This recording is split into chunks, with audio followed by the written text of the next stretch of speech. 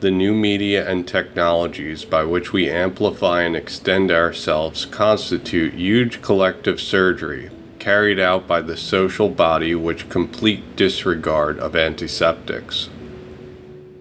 Long before that. Anyways, Cromwell caused riots in Paris when he masterminded the scheme where his big investors would get paid back and the small investors would get barely anything, which is what happens over and over again. Every time things crash or whatever, it's always people that invest their savings in there that gets wiped out, and big corporations always get their money back. And Sullivan and Cromwell always managed to break things that way. They've done it again and again. It's when you read this book, it's every time, history repeats itself, and the same people that Sullivan and Cromwell were defending back 100 years ago are the same people that screwed everybody over during the crash of 2008. This stuff is still going on. I mean, Sullivan and Cromwell is still the most powerful corporate law firm. They still exist today, right? Yes, absolutely. Sullivan and Cromwell is a multinational Wall Street law firm in New York City. It is one of the most profitable law firms in the world. In 2008, Sullivan and Cromwell represented Bear Stearns, Lehman Brothers, Fannie Mae, AIG, and Barclays. The senior chairman at Sullivan and Cromwell, Raj Cohen, defended the financial system in Wall Street, quote, "I am far from convinced there was something inherently wrong with the system." Raj was played by Robert Hogan in the 2011 film Too Big to Fail. Well, Sullivan and Cromwell is the premier Wall Street law firm, and it served even more powerful, which is the multinational corporations. And before there was a CIA, the corporations had to carry out their own coups. And Sullivan and Cromwell was a law firm that you could go to if you wanted that kind of thing done. United Fruit was another corporation that could carry out coups on its own. So Sullivan and Cromwell, I'm interested mainly because, of course, the most influential CIA director, Dulles, worked at Sullivan and Cromwell. So did his brother, who became the Secretary of State and was a major Cold War architect, John Foster Dulles. While I was researching it, I discovered that Sullivan and Cromwell had created the Panama Canal and launched the coup and done all that stuff that in school you learned that it was Teddy Roosevelt, but this is before Teddy Roosevelt was in office. So if you want to cover the history of the corporations, the rise of the multinational, the birth of our world, where intelligence agencies and these multinational corporations rule the world, and there's really nothing ordinary people can do about it, you got to research the history of Sullivan and Cromwell, because it's just sort of a case study in how things really work. Yep. Sullivan and Cromwell's early clients include J.P. Morgan, Carnegie-owns U.S. Steel, and Thomas Edison's GE. They developed the concept of a holding company, a company that does not produce but owns other companies to avoid antitrust laws. And the third one was their decades of work for this remarkable New York law firm, Sullivan and Cromwell. This was a law firm only in name. It could do things that law firms did. If you need a contract or you need to be represented in a courtroom, Sullivan and Cromwell can do that for you, but that's not their specialty. That's never been why people hired Sullivan and Cromwell. It had one specific specialty, and that was pressuring small countries to give in to the demands of American corporations. This is why American corporations hired Sullivan and Cromwell. And almost every big American multinational corporation did. And the Dulles brothers spent their adult lives for decades serving those clients. So from the days around World War I up until the time they took power in 1953, they were involved in the business of trying to impose the desires of big American corporations on small countries. Naturally, they came to identify the interests of these corporations with the interests of the United States. And they took that view with them into office. Democratic regime. There was nothing they could do about it while they were private lawyers. But in 1953, they both took office. John Foster Dulles became Secretary of State. Allen Dulles became director of the CIA. It's the only time in history that siblings controlled the overt and the covert sides of American foreign policy. They came into office with two grudges already. They didn't like that guy in Iran, Mossadegh, and they didn't like that guy in Guatemala, Arbenz.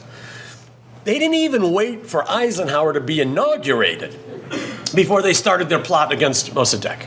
And within 8 months, not only was Mossadegh overthrown, but democracy in Iran was crushed forever, up to now.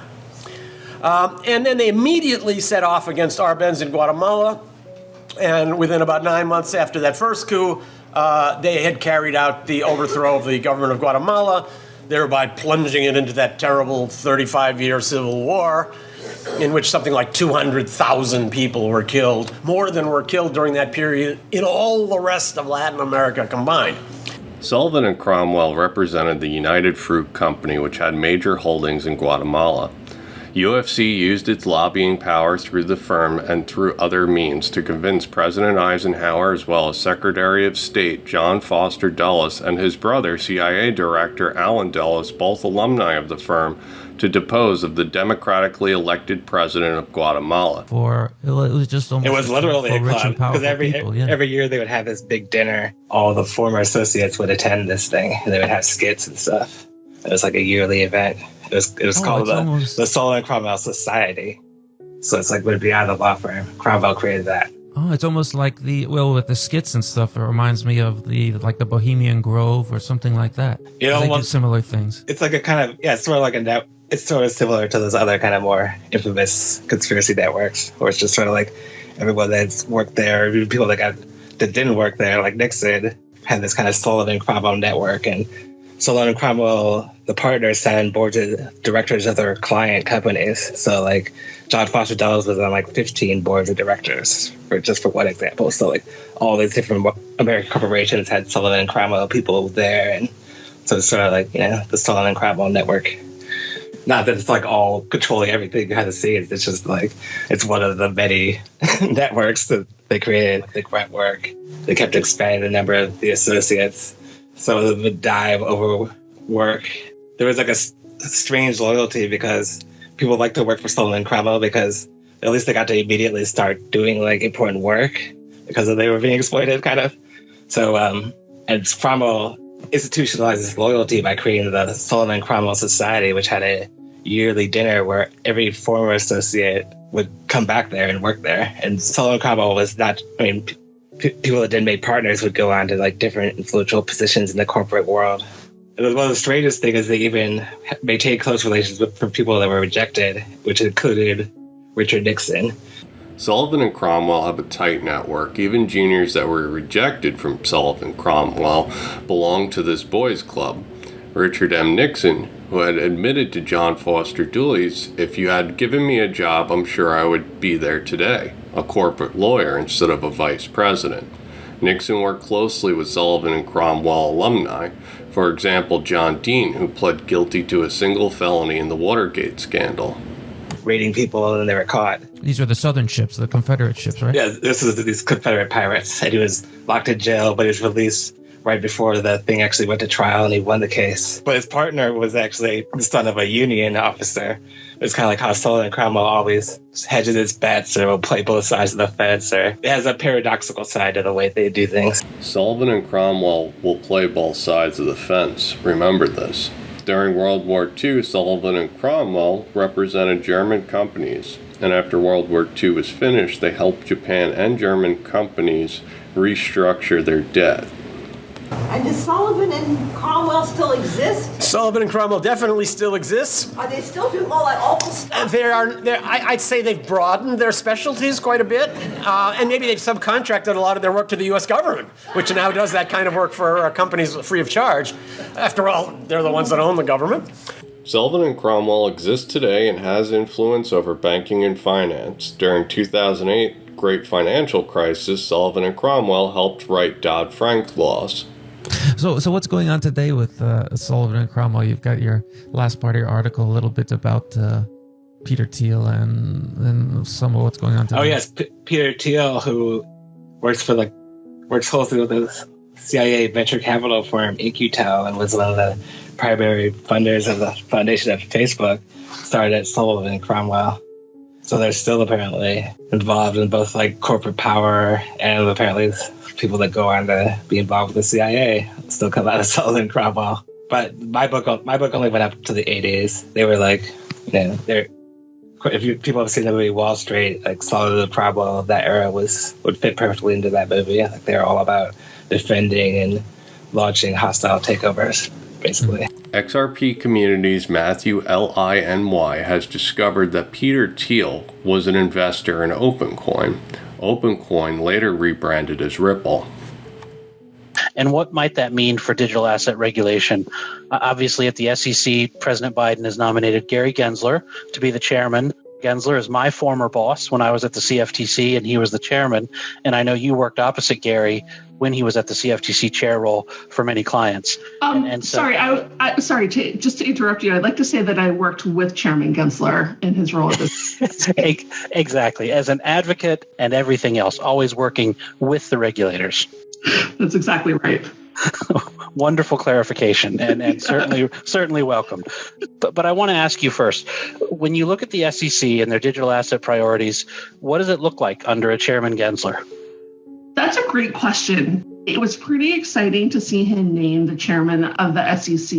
We're familiar with his work at the CFTC, but he is somebody that I think of as being very crypto forward and interested in the space and excited to engage in the space and has engaged in the space. So I think what we're going to see is a combination of his interest in crypto and digital assets and the blockchain, combined with his strong, I'm going to say, love of a rigorous regulatory regime for the regulated market, the regulated marketplace, and the regulation of intermediaries and market participants. So I think we're exactly. Sullivan and Cromwell employees are involved with crypto, as well as worked right alongside Gary Gensler. The timing of this case has been very unusual. We know that Jay Clayton left Sullivan and Cromwell, went to work for the SEC, filed the case against Ripple, and then left and went right back to Sullivan and Cromwell. The beginning of a real debate on a central bank digital currency. We need a number of safety and soundness regulations really modernized, and we need a regulatory approach to cryptocurrency. All of those are waiting in a queue. Well, you are so right that this is a problem that needs to be dealt with right now. Just a few years ago, it was $100 million of these coins, Bitcoin in particular. Then we went to billions, and now we're in trillions of nominal value. And there are three conceptual ways to deal with this. The first is to prohibit. The second is to simply leave it unregulated. And I think those are two extremes which should be unacceptable. And the third is regulation. And only the third is consistent with, I think, fundamental goals: safety and soundness of the financial system, consumer protection, curtailment of criminal activity, and effective monetary policy. BlockFi struck a deal with the SEC with the help of Sullivan and Cromwell. FTX US hired Sullivan and Cromwell. FTX is the only regulated US exchange that allows option trading on crypto. Option trading is extremely volatile and adds a layer of volatility on already volatile crypto. And we have got to make sure that the virtual currencies, or Libra, if it does get off the ground, is subject to not the same, but with the same effect, KYC rules, filings of SARs, every aspect of KYC, and that there is an appropriate enforcement mechanism. And I continue to worry about that, because if we don't get this right, virtual currencies have the opportunity to blow a total hole in our AML system. As defective as it may be even today, it will become largely meaningless. Are we at that big of a risk? You know, everybody says, oh, they're tiny compared to fiat currencies. But we're going to wake up one day, in all probability, where virtual currencies or some form are going to be a real challenge to fiat currency. And then it's going to be too late to try and regulate it. It will have gotten too large, too global, and it will not be subject to regulation. Well, I can't wait. So obviously, Rajan Cohen believes that crypto is going to be a real challenge to fiat currencies. The woman sitting next to Rajan Cohen was Karen Griffith. She is a Ripple board member. One of the things I found interesting when researching your record was that on your last day at the SEC, the cryptocurrency market crashed and lost $50 billion in value. I'd be curious as to your thoughts about why that happened and your thoughts on the current SEC chairman's approach to regulating cryptocurrencies and how they differed from yours.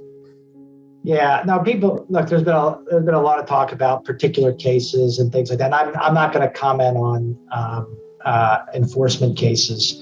The timing of enforcement cases is something that is the result of many factors.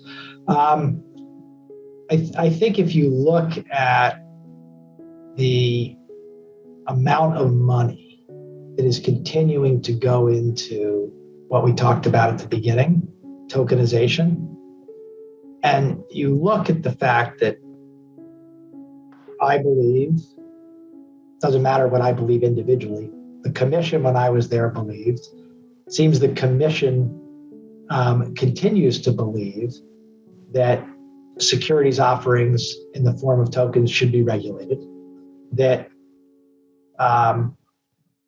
not just securities offerings in the way you think about it, but a replacement for mutual funds that is tokenized should be regulated. Lending products that are securities mapping to, like we talked about before, bonds or investment contracts, that they should be regulated. That is accepted. Sorry, my screen went dark. Give me a second.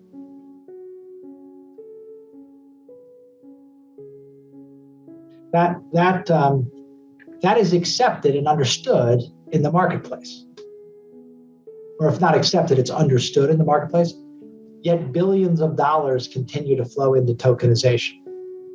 So, this is the people who are investing in tokenization are sophisticated. So if you have what I think is fairly clear, which is a commission when I was at the SEC, a commission when Chair Gensler is the principal executive officer at the SEC, and other regulators saying, no, we're going to regulate this market, but yet you continue to have very sophisticated people investing in it.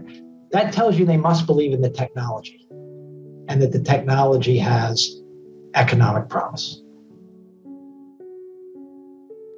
On that, I don't think they're investing on the basis that the regulatory perspective is going to change dramatically. There are a bunch of sophisticated investors in crypto. What Jay Clayton did was unprecedented. David Rader is global AML investigator for Ripple. He once worked for Sullivan and Cromwell. He was a regulatory consultant and project manager from 2001 all the way to 2013. He also worked for JP Morgan Chase. This is Joshua Downer. He worked at Ripple as a senior product counsel from November 2018 to March 2020. He also worked for Sullivan and Cromwell.